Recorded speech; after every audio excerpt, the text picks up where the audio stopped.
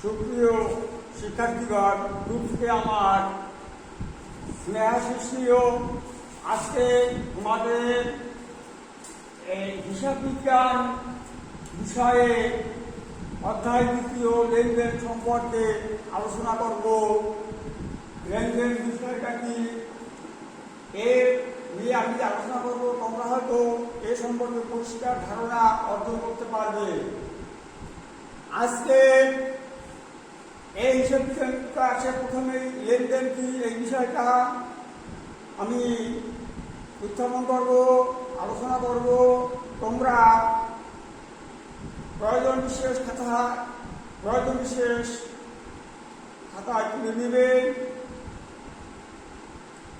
লেনদেন সংক্ষেপ হয় ঋণের অর্থ যা আসে এবং দেনের অর্থ যাহা দেওয়া হয়। অর্থাৎ হিসাব বিজ্ঞানের ক্ষেত্রে, হিসাব বিজ্ঞান দৃষ্টিভঙ্গিতে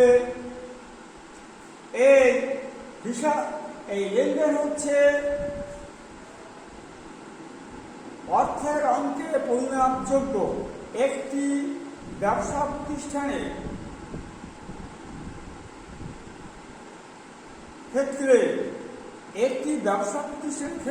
অর্থের অঙ্কে পরিমাপযোগ্য ঘটনা যা ওই ব্যবসা প্রতিষ্ঠানের আর্থিক অবস্থার পরিবর্তন আনয়ন করে। এটাই হচ্ছে লেনদেন। এই যে লেনদেন, এই লেনদেনের দুটি পক্ষ থাকে, একটি ডেবিট পক্ষ আরেকটি ক্রেডিট পক্ষ। এই বিষয়ে হয়তো তোমরা পূর্বেই অনেক জেনে নিয়েছো। ডেবিট পক্ষ গ্রহণ আর ক্রেডিট পক্ষ প্রদান বুঝায়, আবার ডেবিট পক্ষ গ্রহীতা বা ক্রেডিট পক্ষ দাতা এই নির্দেশ করে। এখন এই যে লেনদেন, যেমন আমি একটি উদাহরণ তোমাদেরকে দিচ্ছি, যে এখানে উদাহরণ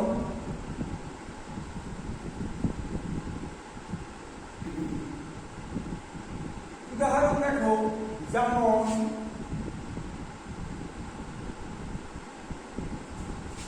মিস্টার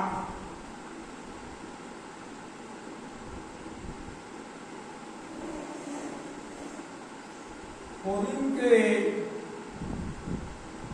নগদ অর্থ প্রদান ৫,০০০ টাকা। মিস্টার করিমকে নগদ অর্থ প্রদান ৫,০০০ টাকা। এইটা এই ব্যবসা প্রতিষ্ঠান মিস্টার করিমকে নগদ দিয়েছে ৫,০০০ টাকা। এইখানে দেখা যাচ্ছে যে ব্যবসা প্রতিষ্ঠানের নগদ অর্থ এখানে হ্রাস পাচ্ছে,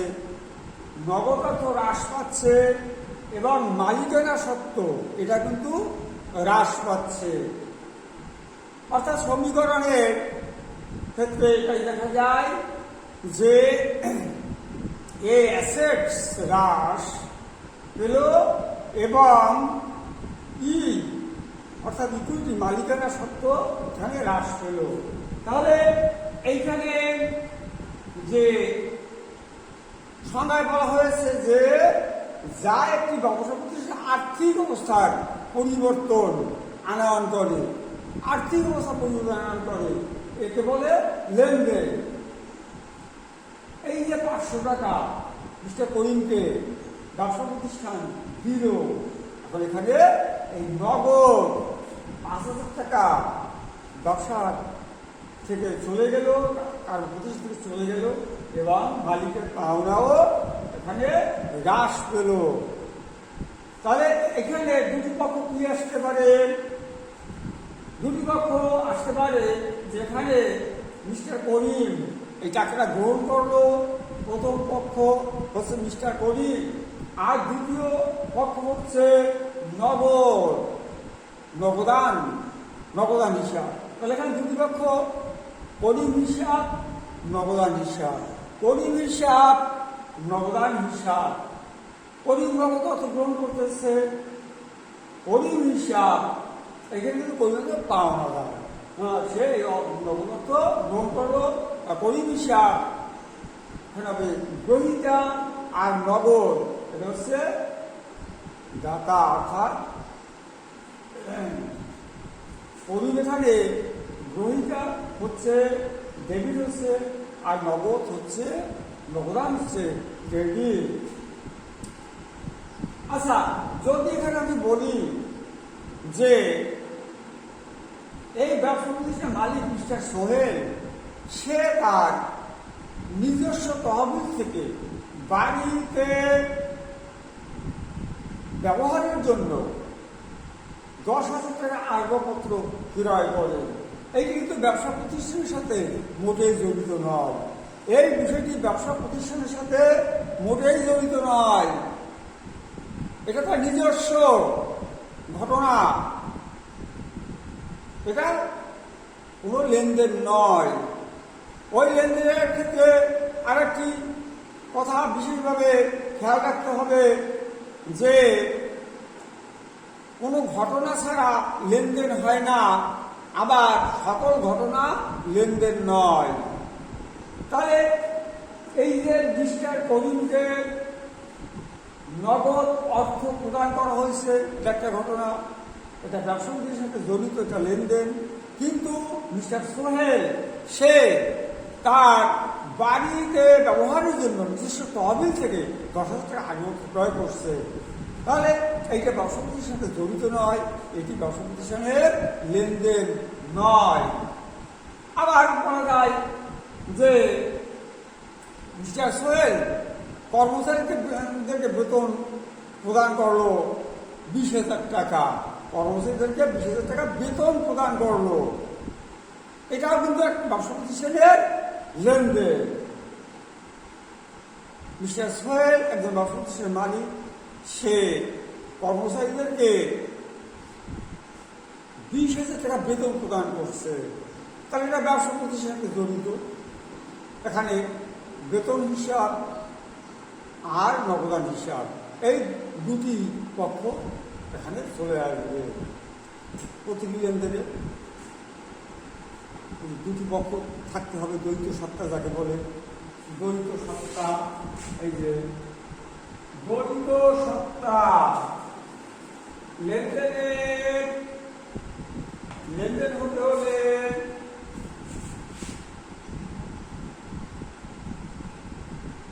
দ্বৈত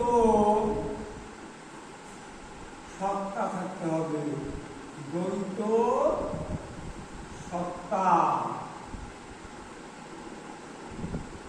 লেনদেন হতে হলে দ্বৈত সত্তা থাকতে হবে, দ্বৈত সত্তা।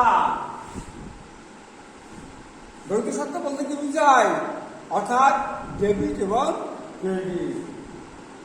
এখন মিস্টার সোহেল কর্মচারীকে 20,000 টাকা বেতন প্রদান করছে, তাহলে এখানে দুটো পক্ষ আসবে, বেতন হিসাব এবং নগদান হিসাব, বেতন হিসাব এবং নগদান হিসাব। আবার মিস্টার তোফায়েলের কাছ থেকে নগদ অর্থ পাওয়া গেল 10,000, নগদ 10,000 টাকা পাওয়া গেল মিস্টার তোফায়েলের কাছ থেকে। এখানে আবার দুটা পক্ষ আসবে, পাওয়া গেল ব্যবসা প্রতিষ্ঠান নগদ অর্থ আগমন ঘটছে, ব্যবসা প্রতিষ্ঠান নগদ অর্থের আগমন ঘটছে। আর কে দিল? ওই যে মিস্টার তোফায়েল, উনি একজন দেনাদার, ওনার কাছে এই ব্যবসা প্রতিষ্ঠান টাকা অকৃত, সেই পাওনা টাকা মিস্টার তোফায়েল ব্যবসা প্রতিষ্ঠানে দিয়েছে, তাহলে নগদ অর্থ ব্যবসা প্রতিষ্ঠানে আসতেছে, আগমন ঘটেছে। তো প্রথমে মনে রাখতে হবে আসা এবং যাওয়া। আসতেছে নগদ অর্থ, নগদান হিসাব প্রথম পক্ষ। দ্বিতীয়ত হচ্ছে কে মিস্টার তোফায়েল ব্র্যাকেটের বিরাদার, দ্বিতীয় পক্ষ, অর্থাৎ ডেবিট পক্ষ এবং ক্রেডিট পক্ষ আমরা এখানে পেয়ে গেলাম। ডেবিট পক্ষ এবং ক্রেডিট পক্ষ আমরা কিন্তু এখানে পেয়ে গেলাম। আবার যদি আমরা বলি যে মিস্টার সোহেল তার ব্যবসা প্রতিষ্ঠানে একজন অভিজ্ঞ ম্যানেজার নিয়োগ করলেন। এখন অভিজ্ঞ ম্যানেজার নিয়োগ করছে, এখানে কি কোনো লেনদেন হয়েছে, নগদ অর্থে কোনো আদান প্রদান হয়েছে, বা ব্যবসা প্রতিষ্ঠান কোনো দ্বিতীয় পক্ষের সাথে কি কোনো দ্বিতীয় পক্ষের সাথে কোনো ঘটনা ঘটেছে? না, এখানে এই যে ম্যানেজার নিয়োগ করছে এটা তাকে তো এখন পর্যন্ত কোনো টাকা পয়সা বা নগদ অর্থ প্রদান করা হয় নাই। তাহলে এই বিষয়টি ব্যবসা প্রতিষ্ঠানের লেনদেন নয়, কেবলমাত্র তাকে নিয়োগ করা হয়েছে, তাকে কিন্তু বেতন দেওয়া হয় নাই। কাজে এই বিষয়টি ব্যবসা প্রতিষ্ঠানের লেনদেন হয়। এখন এই লেনদেন কিন্তু আবার দুই রকমের হতে পারে।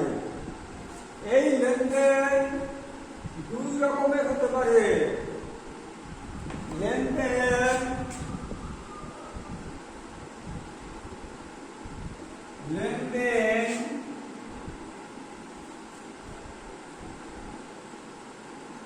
দুই রকম। লেনদেন দুই রকম হতে পারে।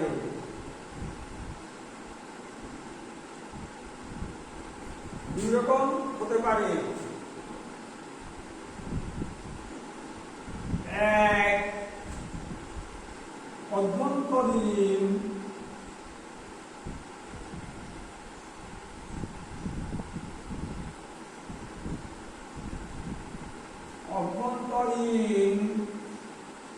লেনদেন। লেনদেন দুই, বাহ্যিক লেনদেন। বাহ্যিক লেনদেন, অভ্যন্তরীণ লেনদেন, বাহ্যিক লেনদেন। অভ্যন্তরীণ লেনদেন, এই অভ্যন্তরীণ লেনদেন এই বিষয়টি, অভ্যন্তরীণ লেনদেন এই বিষয়টি সম্পূর্ণ প্রতিষ্ঠানের ভিতরের বিষয়। অভ্যন্তরীণ লেনদেন প্রতিষ্ঠানের অভ্যন্তরীণ আর্থিক অবস্থাকে প্রভাবিত করবে। অভ্যন্তরীণ লেনদেন কেবলমাত্র ব্যবসা প্রতিষ্ঠানের অভ্যন্তরীণ আর্থিক অবস্থার উপরে প্রভাব বিস্তার করবে। যেমন কি হতে পারে? আসবাবপত্র সারা বছর ব্যবহারের ফলে তার মূল্য হ্রাস করা হলো 1000 টাকা। আসবাবপত্র কেনা হয়েছিল, মনে করো বছর কেনা হয়েছিল 10,000 টাকা। সারা বছর ব্যবহারের ফলে এর মূল্য 1000 টাকা কমানো হলো, হ্রাস করা হলো। এটা বাইরের সাথে জড়িত নয় বা সংশ্লিষ্ট নয়, এটা অভ্যন্তরীণ লেনদেন। আসবাবপত্রের অবসাদা হয়েছে, ব্যবসা অভ্যন্তরীণ লেনদেন। আচ্ছা, যদি আসবাবপত্র ক্রয় করা হয় তখন এই ব্যবসা প্রতিষ্ঠান বাইরে কোনো ব্যবসা প্রতিষ্ঠানের সাথে সংশ্লিষ্ট রয়েছে, এইটা হবে বাহ্যিক লেনদেন। আগের ক্রয় বাহ্যিক লেনদেন, অভ্যন্তরীণ আগত ক্রয়, এটা হচ্ছে বাহ্যিক লেনদেন। তাহলে দেখো, আগপত্র ক্রয় আবার আগপত্র অবশ্যয়। আগপত্রের ক্রয়টা হচ্ছে বাহ্যিক লেনদেন, আর আগপত্রের অবশ্যয়টা হচ্ছে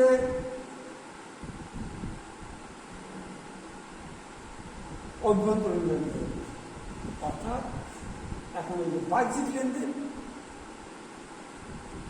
অর্থাৎ ব্যবসা প্রতিষ্ঠান যখন অন্য কোনো ব্যবসা প্রতিষ্ঠানের সাথে সংশ্লিষ্ট থাকে, জড়িত থাকে, বা অন্য কোনো ব্যবসা প্রতিষ্ঠানের উপর আর্থিক অবস্থার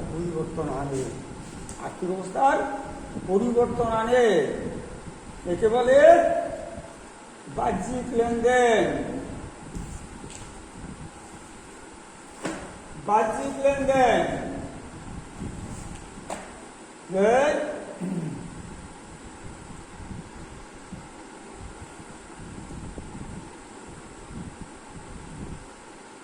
অর্থাৎ বাহ্যিক লেনদেন কোনো অর্থনৈতিক ঘটনা দুইটি পক্ষকে বা দুইটি প্রতিষ্ঠানকে প্রভাবিত করে। বাহ্যিক লেনদেনের একটা বৈশিষ্ট্য হচ্ছে যে দুটি ব্যবসা প্রতিষ্ঠানকে প্রভাবিত করে। তাহলে এখন যদি আমি আবার বলি যে নগদ মূল্যে পণ্য বিক্রয়, এখানে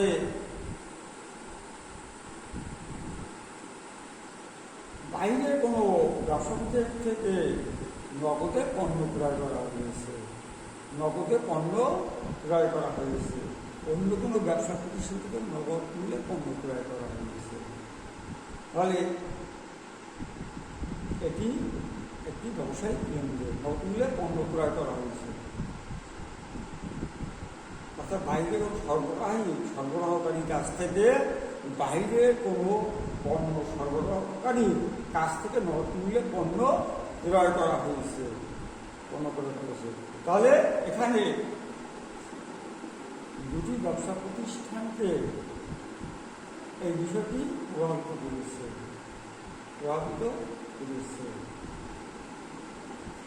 নগদ মূল্যে পণ্য ক্রয় করলে কি হয়? ক্রয় হিসাব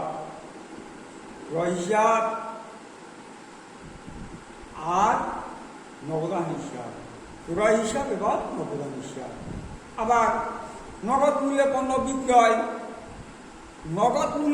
বিক্রয়, এখানে দুটো পদ্ধতি আসতে পারে।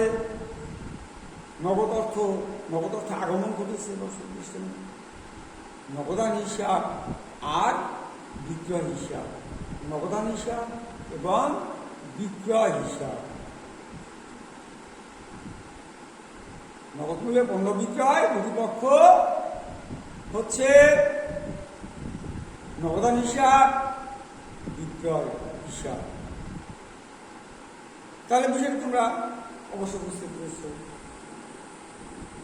দেনাদারের কাছ থেকে পাওয়া গেল, দেনাদারের কাছ থেকে 10,000 টাকা পাওয়া গেল। অর্থাৎ ব্যবসা প্রতিষ্ঠান বাইরের ব্যক্তিদের কাছ থেকে নগদ অর্থ পেলেন, 20,000 টাকা পেলেন। এখন নগদ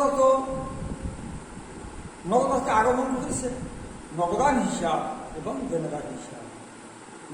নগদান হিসাব এবং দেনাদার হিসাব এই দুটি পক্ষ হিসাবে অন্তর্ভুক্ত হবে। দুটি পক্ষ আমরা কি পাবো এখানে?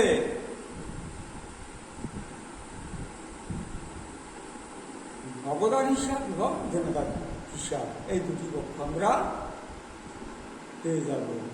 তার আমি এতক্ষণ আলোচনা করেছি, তোমরা এই বিষয়টি খুব পরিষ্কারভাবে ধারণা পেয়েছো আমার বিশ্বাস।